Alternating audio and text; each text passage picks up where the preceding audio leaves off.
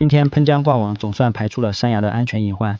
山崖庇护所经过打造，已经只剩下下半段还没有加固了。这里的石壁不仅更陡峭，而且石层结构复杂多样，给强化造成了阻碍。冲洗的过程中可以看飞，中部差不多有2米左右的页岩石层结构偏硬，最下面还有3米左右的高度，含土比例较大。也是山崖最大的隐患。这次加固不同于之前，材料也是集齐了多种多样，势必要一劳永逸解决这件已经困扰我们3代人的问题。之前有云股东好奇加固喷涂的原料，其实就是很常见的材料，细砂过筛掉比较大的物质，水里添加一定比例的胶粉，一袋水泥再搭配5小桶细砂进去。调色用到的颜料就是氧化铁，我用的是铁红色，灰色的水泥添加一定比例搅拌出来，就变成了比较接近页岩石层的颜色。山腰这里有一块凸出来的石壁能勉强站立，人在这里正好可以利用绳子把材料拉上去。刚喷涂出来的颜色看起来还有点偏深，凝固后的颜色会变淡，就比较接近石壁原有的本色。为是喷涂的工艺，表面呈现出的就是荔枝面的质感，这样既达到了加固保护的目的，又不破坏原有的视觉效果，也避免了长期暴露风化脱落的风险。下面的结构含土量比例较大，加固就要换一种方式了。好，帮你扔。衣服换好了，帮我抬下钢筋。刚才给谁打电话呀？我表哥呀。抬不抬得起？没问题。来了，真的。我表哥最近想换辆车，你给人建议的。还有多少预算呢？他只有几万块钱，又想看好车。那你让他去瓜子市场看呀，我们家那台宝马5系才花了8万多，现在新车店就快卖瓜子市特划算。这么便宜？是啊，瓜子年底有110补贴活动，5万块钱能买奔驰、宝马、比亚迪。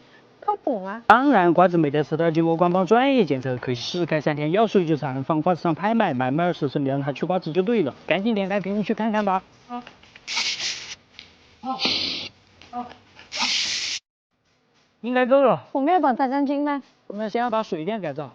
山崖这几根裸露的水管也听从大家的建议给它隐藏起来，刚好利用这层石壁天然的凹槽作为管道的路线，这样上下都能攀附在凹槽内隐藏。因为这3根都是房屋的大动脉，为了之后方便维护检修，又在石壁的下方能隐藏的位置各安装了控制的阀门。水电自古不分家，山崖的用电以后肯定是少不了的。同样把控制箱嵌入在了石壁上，进电线路的管道以前铺石板就预买好了的，只需要把进电的线缆从这个控电箱接通到另一个控电箱就行。现在这面山崖的用电线路就可以从这个控电箱再分布出去，这样以后我们就可以在这里集中管理山崖的用电设备，解决了水电，排水也是必不可少的。这里要承担石壁流下来的雨水，排水口就预埋在靠近山崖的脚边。这根排水管主要针对平时生活用水排污，同样把用水和排水都预留在了土里。在绑扎钢材之前，先要在墙体比较坚硬的石层上钻一个孔，植入一段同样大小的钢筋作为锚点受力。山体是不规则的形状，只能根据现场实际的情况对钢材进行加工。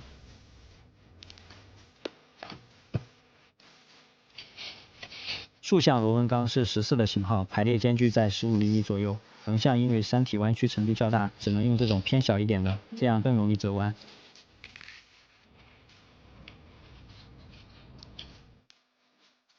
黑豹的病情经过大家的建议已经得到了好转，现在已经慢慢开始巡山了。给大家看看黑豹的经济了。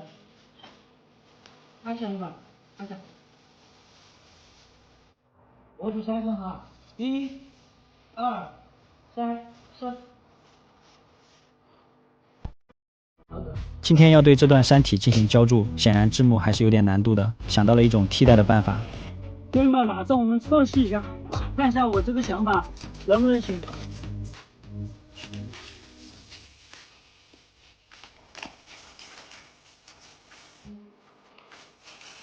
钢网的孔间距只有1厘米，搅拌的混凝土用到的石头是2到3厘米左右的大小，石头大有个孔洞，不用担心石头会掉出来，但是水泥砂浆可能会通过缝隙流出来一部分，所以老爸在搅拌混凝土的时候，水泥的用量和水就需要控制好，确保混凝土既要有一定的流动性，又不能过于稀薄。终于好了，马上我们测试一下会不会翻车。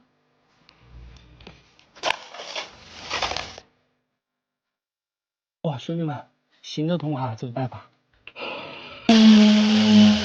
就在一切正如预想的那样在发展时，在转角这里还是遇到了问题，可能是缝隙过窄，尝试了各种办法，混凝土始终没法落下去，无奈之下只能又把钢网的上半截拆掉，增加内部的间隙。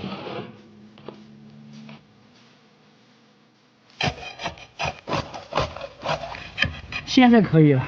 打造过程就是这样，遇到困难就愁眉苦眼，解决后又喜笑颜开。之前也有考虑过直接这样上墙，但是考虑到冬天气温低，混凝土不会像夏天那样收水比较快，针对有点斜度的山体这个办法还行得通，遇到比较陡峭的地方混凝土根本挂不住。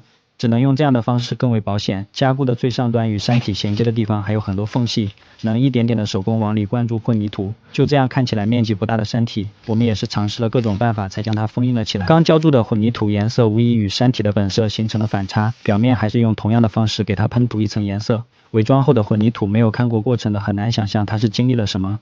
经过这次打造，山崖的隐患总算得到了治理。现在院内终于不用再担心会有风化石脱落的风险。最主要，强化后的山体并没有破坏原有石壁的风貌特征，同时也让水电管道得到隐藏，也提升山崖的整体性。春节临近，要换车的小伙伴赶紧上瓜子选车吧！